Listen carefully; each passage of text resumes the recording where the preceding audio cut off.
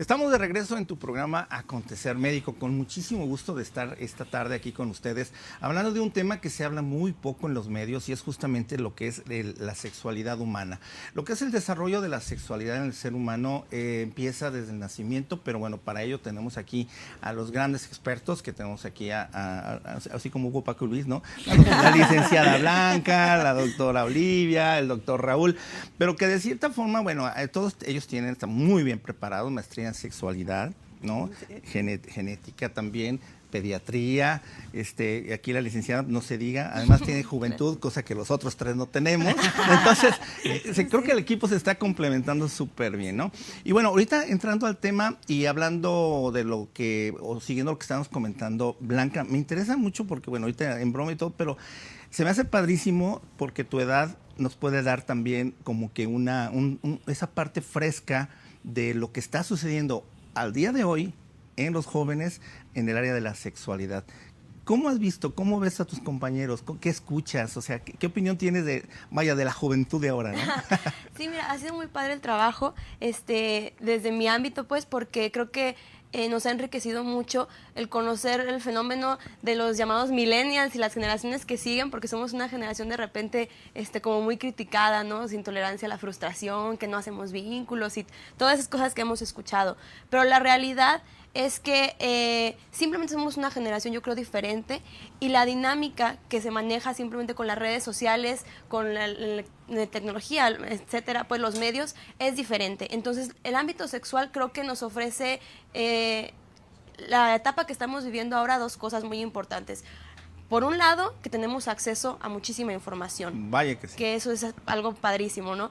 Pero por otro lado, que somos una generación que viene de otra generación que tampoco tuvo educación sexual. Entonces, el acceso a la información tiene una especie de autocensura.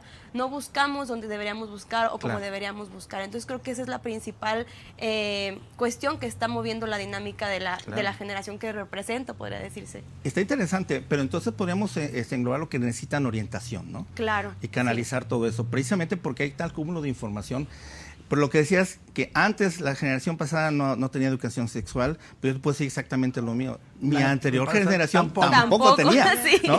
Entonces, de cierta forma, y bueno, eso lo pueden decir mis hijos, pero creo que nosotros, bueno, mi esposa y yo como padres, siempre hemos tratado y optamos por ser súper abiertos en la parte de sexualidad con nuestros hijos. Entonces, es como no decir, no, como yo fui así, ahora yo también voy a ser de esta manera, ¿no? Claro. Entonces también eso, o este programa, yo pienso, o estos programas deben ir a los padres, ¿no? Fíjate que es muy interesante esta parte que plantean tú y Blanca, porque hay una corriente de psicología evolutiva que dice que nuestras estrategias sociales siempre tienen que ver con nuestras estrategias de apareamiento y viceversa.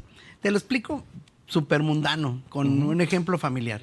Mi abuela, una señora que tiene a mi papá a los 13 años, pero cuando la oías platicar, ella decía, hay muchachas calientes, quieren tener relaciones a los 13 años. Y decía, sí, pero tú empezaste a los 12. Decía, sí, pero yo me casé.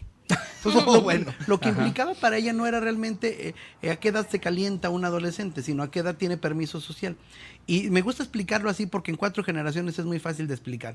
Ella, suponiendo que todos los adolescentes empezamos alrededor de los 13 años con el impulso sexual, ella no tuvo que esperar nada, porque tuvo relaciones hasta que se casó.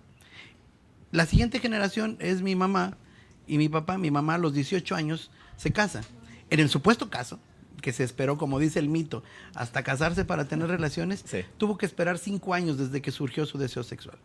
La siguiente generación, Oli y yo, nos casamos a los 23. En el supuesto caso que esperamos hasta que nos casáramos, como dice el mito, tuvimos que esperar 10 años. Nuestros hijos no se quieren casar pronto, o algunos no se quieren casar. ¿Cierto? ¿De veras creemos que van a esperar a casarse a los 30 y esperar 17 años de deseo sexual reprimido? Por supuesto. Claro que no. Y otra connotación que tiene que ver con el apareamiento y la reproductividad. Mi abuela, todos los hijos que Dios le dé. Mi madre, algunos, nosotros pocos. La siguiente generación no quiere hijos. Entonces, en este contexto tenemos que tener la realidad muy clara.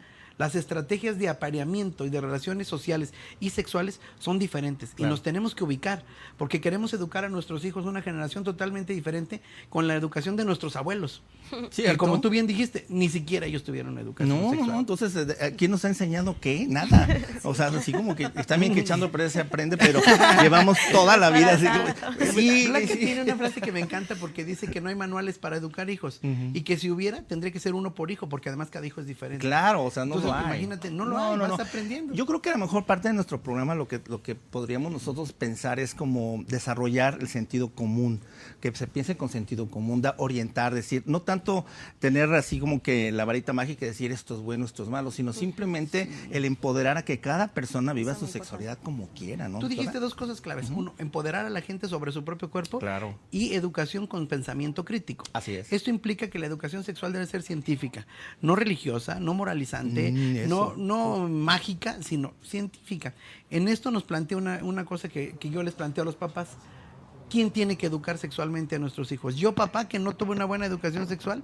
Nosotros tenemos una dinámica muy interesante en que ponemos a los papás a poner 10 causas que ellos crean que complicaron o echaron a perder su vida sexual. Interesante. Las escriben rapidísimo, que no me dejan hablarle a los niños, que me tenían en escuela de puras niñas, etcétera. A la hora que le decimos ahora palomea, las que le estás aplicando a tus hijos palomean 7 o más.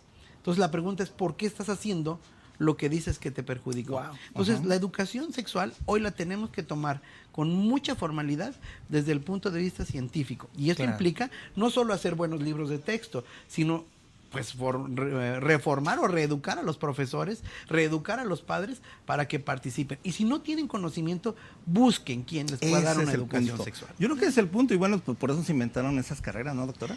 Claro que sí. Y algo muy importante sobre lo que están comentando es lo que mencionabas, el empoderar. Pero y va unado a que empoderas al niño y también tomando en cuenta que estamos hechos para sentir.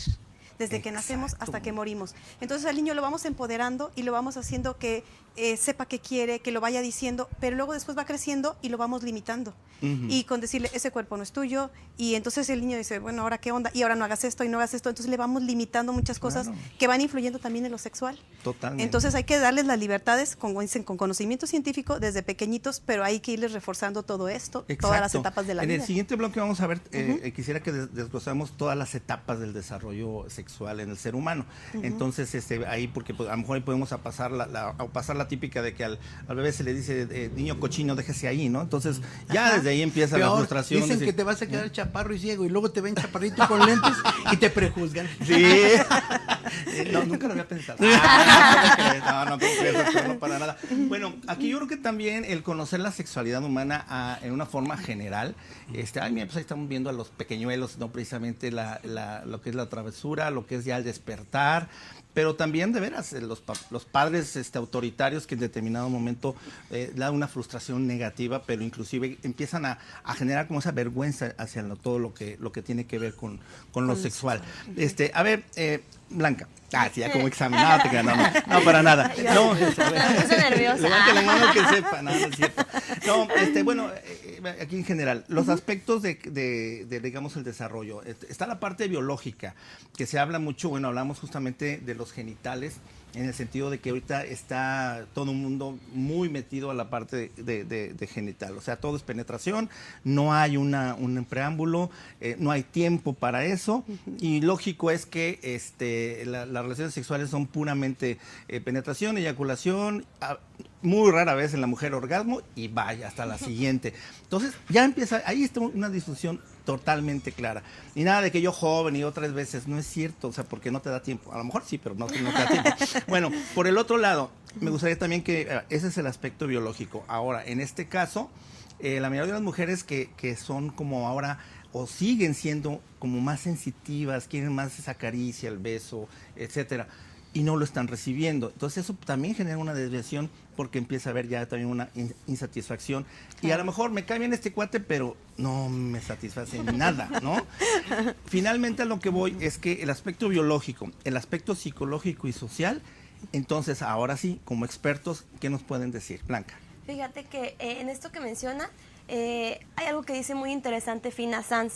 Dice que nuestra educación sexual tiene una cuestión muy importante que nos ha generado una distancia entre un sexo y otro o entre un género y otro, que es a los hombres se les educa muy fálico, ¿no? O sea, el pene alrededor de los genitales, incluso las competencias, ¿no? De quién tiene más tamaño, quién tiene claro, más alcance, etcétera, etcétera. Es una educación grosor, muy bueno, genital.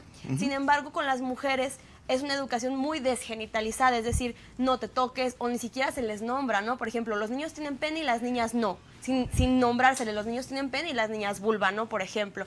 Entonces, esta disparidad en educación genera un fenómeno muy interesante en la vida adulta que nos explicaría muchas disfunciones. Las mujeres tenemos mucha percepción corporal de casi todo, menos los genitales. Y los hombres tienen una genitalización muy buena, pero el resto del cuerpo parece como que lo hubieran desaparecido del panorama. Como si no existiera, sí, claro. Entonces Sí, ahora, preocupante. hablando de una pareja heterosexual, pues entendemos por qué surgen muchas disfunciones, ¿no? Y entendemos también por qué, por ejemplo, en parejas de lesbianas hay más satisfacción sexual, porque ellas dicen, bueno, es que hay tanto que se puede hacer porque no está a la vista de lo genital. Sin embargo, en las relaciones heterosexuales vamos a lo genital y con las carencias que cada uno traiga, ¿no? Claro, es cierto.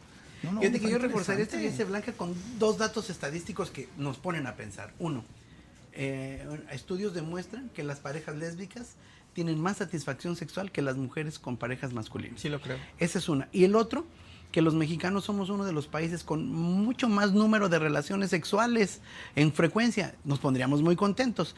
Pero la siguiente estadística es que somos de los que tenemos relaciones sexuales de más mala calidad.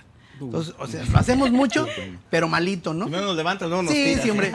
Creo que estas tres Sí. estadísticas nos ponen a reflexionar que nos falta mucha educación sexual. Vaya que sí. La gente cree de repente que tenemos la consulta llena de trans, de gays, de lo que la gente considera una minoría. No, nuestra consulta está llena de parejas heterosexuales con problemas de sexualidad que muchos tienen un origen en una mala educación sexual. Y ahí te va otra. La educación sexual no solo repercute en los problemas sexuales, tiene una repercusión directa en problemas actuales de salud pública, como embarazo adolescente, infecciones de transmisión sexual o incluso está ligada mucho a las adicciones. Claro. Híjole, es que ya van saliendo más cosas. O sea, híjole, te digo que vamos rascando y cómo nos están derivando aquí, nos están derivando allá, enfermedad de transmisión sexual, etcétera. Entonces, embarazo en adolescentes que ahorita está al día, ¿no? Bueno, entonces en el aspecto biológico, para agregar en este sentido, y que igual lo quisiera que lo fuéramos retomando a lo largo del programa, pero aparte de esta genitalización que se está mencionando, justamente se está perdiendo ya el cariño y que va más en la parte afectiva. Entonces también habría que ir un poquito hacia atrás y si a lo mejor los papás no fueron afectivos, no son apapachadores, a lo mejor para esa persona, desde el punto o aspecto de vista psicológico, a lo mejor no va a estar capacitado para dar este apretón de cuerpo, de manos, no sé, a esa chica. Entonces, ese es el aspecto psicológico y social que también me gustaría que lo fuéramos también desmenuzando ahorita en el programa. Y bueno, definitivamente que cada etapa del ser humano en lo que se refiere a la sexualidad lo va a ir definiendo. En el siguiente bloque vamos a hablar sobre las diversas etapas que un ser humano a lo largo de su vida tiene en su desarrollo sexual. Vamos al corte y regresamos.